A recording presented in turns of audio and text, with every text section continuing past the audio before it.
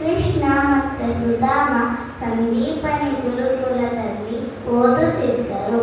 ಅವರಿಬ್ಬರು ಗೆಳೆಯರಾಗಿದ್ದರು. ಅವರು ಗುರುಗಳು ಮತ್ತು ಗುರುಪತ್ನಿಗೆ ಎಲ್ಲ ಕೆಲಸವನ್ನು ಮಾಡಿಕೊಡುತ್ತಿದ್ದರು. ಓದು ಮುಗಿಯಿತು. ಇಬ್ಬರು ಬೇರೆ ಬೇರೆ ದಾರಿ ಹಿಡಿದರು. ಕೃಷ್ಣ ದ್ವಾರಕೆಯ ರಾಜನಾದ. ಆದರೆ ಸುಧಾಮ ಒಂದು ಸಣ್ಣ ಊರಿನಲ್ಲಿ ಒಂದು ಹಳೆ ಗುಡಿಸಲು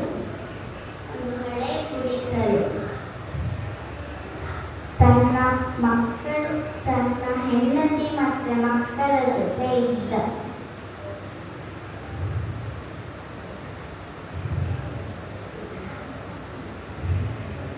ಮನೆ ಒಂದು ಹಳೆ ಗುಡಿಸಲು. ತಿನ್ನಲು ಏನೂ ಇರಲಿಲ್ಲ. ಹಾಕಲು ಒಂದು ಸರಿಯಾದ ಬಟ್ಟೆ ಇರಲಿಲ್ಲ.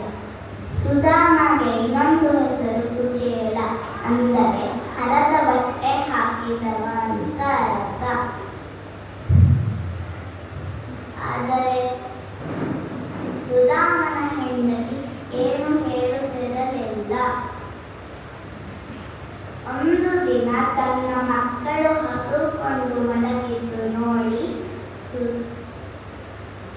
ಸುಧಾಮನ ಹೆಂಡತಿ ಆದ ಸುಶೀಲ ಹೇಳಿದಳು, ನೀವು ಯಾವಾಗಲೂ ಕೃಷ್ಣನ ಬಗ್ಗೆ ಹೇಳುತ್ತೀರ. ನಿಮ್ಮ ಗೆಳೆಯರವ ಒಮ್ಮೆ ಹೋಗಿ ಭೇಟಿ ಮಾಡಿ ಅಂತ ಹೇಳಿದಳು. ಸುಧಾಮಗೆ ಸಂಕೋಚ ಆಯಿತು. ಸುಧಾಮ ಹೇಳಿದ, ಸರಿ ಹೋಗುತ್ತೇನೆ, ಆದರೆ ನೋಡಲು ಮಾತ್ರ ಹೋಗುತ್ತೇನೆ, ಕೇಳಲು ಹೋಗುವುದಿಲ್ಲ. ಸುಧಾಮ ಹೇಳಿದ್ದಾನೆ. ಹೊರಡುವ ಮೊದಲು ಸುಶೀಲ ಹೇಳುತ್ತಾಳೆ, ಖಾಲಿ ಕೈಯಲ್ಲಿ ಹೋಗಬೇಡಿ, ಗೆಳೆಯರಿಗೆ ಏನಾದರೂ ತಗೊಂಡು ಹೋಗಿ ಅಂತ ಹೇಳುತ್ತಾಳೆ. ಮನೆಯಲ್ಲಿ ಏನೂ ಇರಲಿಲ್ಲ. ಪಕ್ಕದ ಮನೆಗೆ ಹೋಗಿ ಒಂದಿಷ್ಟು ಅವಲಕ್ಕಿ ತಗೊಂಡು ಬಂದಳು. ಒಂದು ಹಳೆಯ ಬಟ್ಟೆಯಲ್ಲಿ ಕಟ್ಟಿಕೊಟ್ಟಳು. ಸುಧಾಮ ದೂರದ ಪ್ರಯಾಣ ಮಾಡಿದ. ದಾರಿಯುದ್ದಕ್ಕೂ ಗುರುಕುಲ ದಿನಗಳು ಎಲ್ಲ ನೆನಪು ಮಾಡಿಕೊಂಡ. ಸುಧಾಮ ದ್ವಾರಕೆಗೆ ತಲುಪಿದ.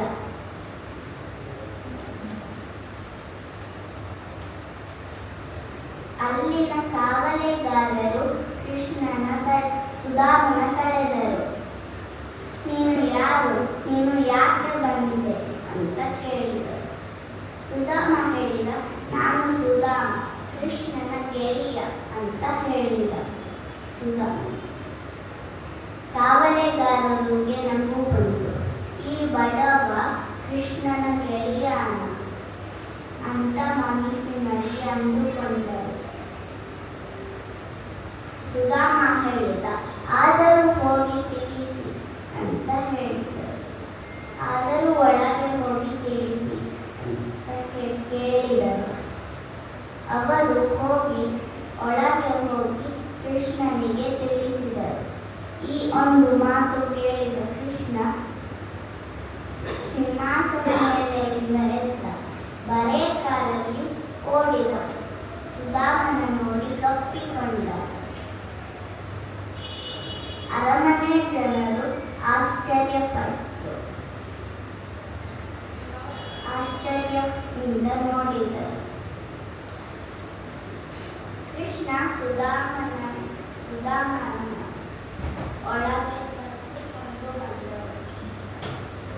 ಕರೆದುಕೊಂಡು ಬಂದರು. ಕೃಷ್ಣ ಮತ್ತು ರುಕ್ಮಿಣಿ ಸುಧಾಮನ ಕಾಲನ್ನು ತೊಳೆದರು. ಕೃಷ್ಣ ಎಣ್ಣೆ ಸ್ನಾನ ಊಟವನ್ನು ನೀಡಿದರು. ತನ್ನ ಹಳೆ ಬಟ್ಟೆ ಇದ್ದು ಕೃಷ್ಣ ನೋಡಿದ. ಕೃಷ್ಣ ಕೇಳಿದ, ಸುಧಾಮನ ಹತ್ರ ಈಗ ಹಳೆ ಬಟ್ಟೆ ಕೃಷ್ಣ ನೋಡಿದ. ಅದರಲ್ಲಿ ಏನು ತಂದಿದೀಯಾ, ನನಗೆ ಏನು ತಂದಿದೀಯಾ ಅಂತ ಕೇಳಿದ. ಸುಧಾಮಗೆ ನಾಚಿಕೆ ಆಯಿತು. ಆದರೂ ಕೃಷ್ಣ ಕಸಿದುಕೊಂಡು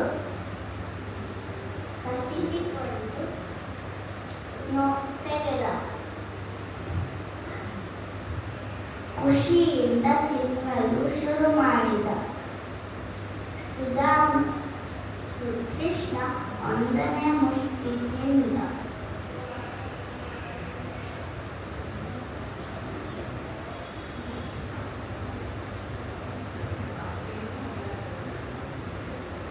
ಇಷ್ಟು ರುಚಿಯಾದ ಅವಲಕ್ಕಿ ನಾನು ಎಂದೂ ತಿನ್ನಲಿಲ್ಲ ಅಂತ ಹೇಳಿದ.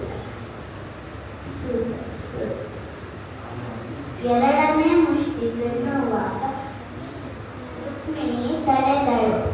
ನಾವು ಇದರ ರುಚಿ ನೋಡಬೇಕು ಅಂತ ಹೇಳಿದಳು.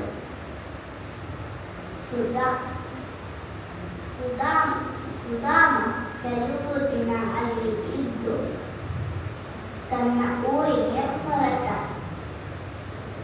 ದಾರಿಯುದ್ದಕ್ಕೂ ಕೃಷ್ಣ ತನ್ನ ಹೇಗೆ ನೋಡಿಕೊಂಡ, ಹೇಗೆ ಕಾಲ ತೊಳೆದ, ಹೇಗೆ ಊಟವನ್ನು ನೀಡಿದ ಎಲ್ಲವನ್ನು ನೆನಪು ಮಾಡಿಕೊಂಡ. ಕೃಷ್ಣನಲ್ಲಿ ಏನು ಕೇಳಲಿಲ್ಲ. ತನ್ನ ಊರಿಗೆ ತಲುಪಿದ.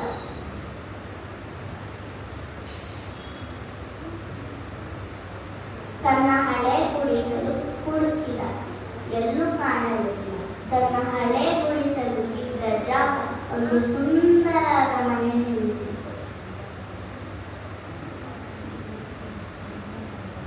ತನ್ನ ಹೆಂಡತಿ ಮತ್ತು ಮಕ್ಕಳು ಹೊಸ ಬಟ್ಟೆ ಹಾಕೊಂಡು ಓಡಿ ಬಂದರು.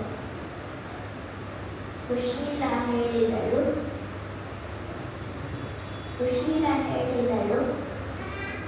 ನೋಡಿ ನಮ್ಮ ಕೃಷ್ಣ ನಮ್ಮ ಬಡತನನ್ನ ಹೋಗಿಸಿದ